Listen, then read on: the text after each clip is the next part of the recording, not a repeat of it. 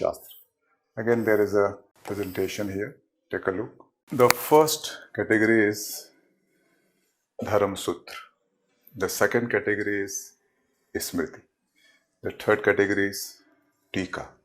The fourth is Bhasya. Fifth is Nibandh. And sixth is Sangra. So these represent 6 categories of the Dharmashastra. Now I throw light on this term Dharma. This is an important term, and Dharma, as considered by many students, is not religion. Dharma has a very wide connotation. It represents code of conduct. It represents ethical and moral values. It represents social norms. It represents duty, and it represents law as well. And law has relation with all these things. Law has relation with duty. Rather, you can say law defines duty. Law defines social norms. Law defines social conduct. Law defines even moral, ethical norms. So, Dharma, a word having wider connotation, and this represents all these things.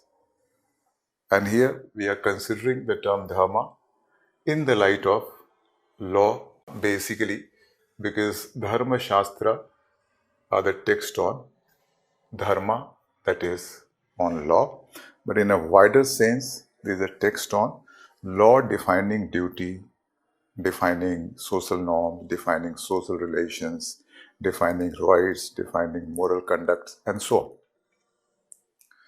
Now, the first one, the Dharma Sutra, this belongs to the post-Vedic and the Mauryan phase. Smriti belongs to the post-Mauryan and the subsequent phase, Gupta and post-Gupta.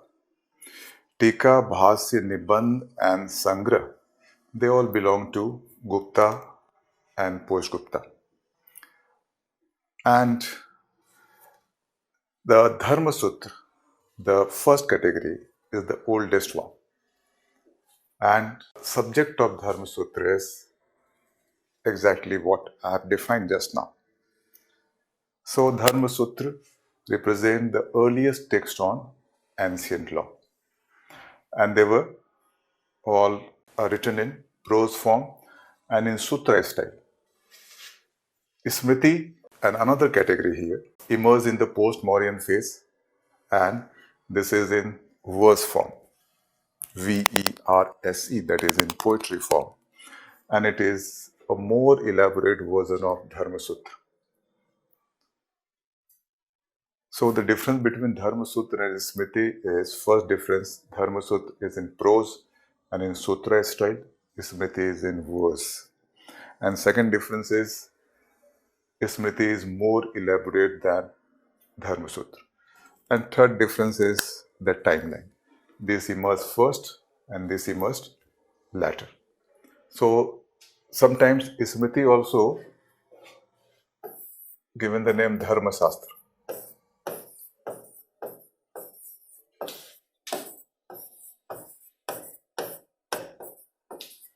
Because the Dharma Sutra, the first text on law, later the elaborate version in verse is Smriti. So this includes the elements of Dharma Sutra. And Dharma Shastra in general refers to these categories, but the basic categories are these two.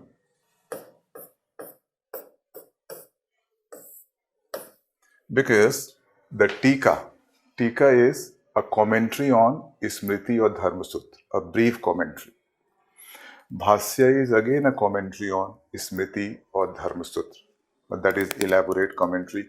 This is the difference between Tika and Bhasya. Nibandh is collection with comment and conclusion. This means the collection of the views from Smriti or Dharma Sutra and the comment and conclusion by the composer. And Sangra is just collection of certain views and facts of different Smritis or Dharma Sutra. So Sangra, Nibandh, they have point of similarity, and that is both represent collection of views presented in various smritis or Dharma sutras. But the difference is in Nibandh, the collector, who is the composer of this, gives his comment and conclusion also. So the basic categories are 1 and 2. These are all related to 1 and 2. And Smriti is the elaborate form of Dharma Sutra in verse. That is the reason Smriti is also known as Dharmashastra. The first Smriti written by Manu is known as Manu Smriti. And this is also known as Manu Dharmashastra.